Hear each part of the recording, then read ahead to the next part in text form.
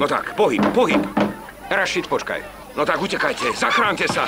Rýchlo preč, utekajte, utekajte. Zase ďalší špinavý obchod, Greg. Hm?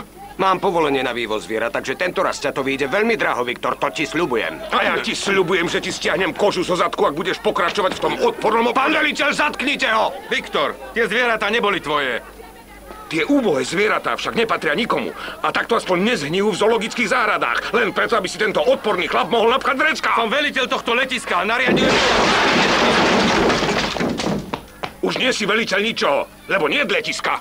Viktor, odoberiem ti licenciu! Čo si to povedal? Takže ty mi chceš odobrať licenciu, prestaň, áno? nie, Zopakuj pomoc, to! pomoc, No tak to pomoc! zopakuj! Nie, prosím ťa, Viktor, Šarlota? prestaň, nie chceš odobrať licenciu! Antón!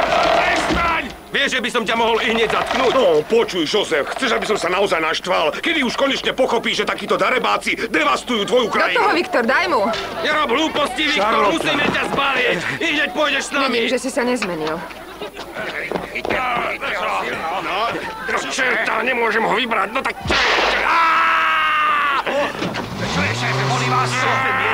Šéfe, ako sa to stalo? Posratý revolver! Hodím ho do šrotu!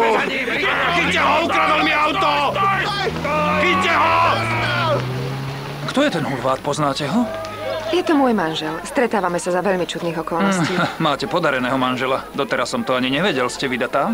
Dá sa to tak povedať.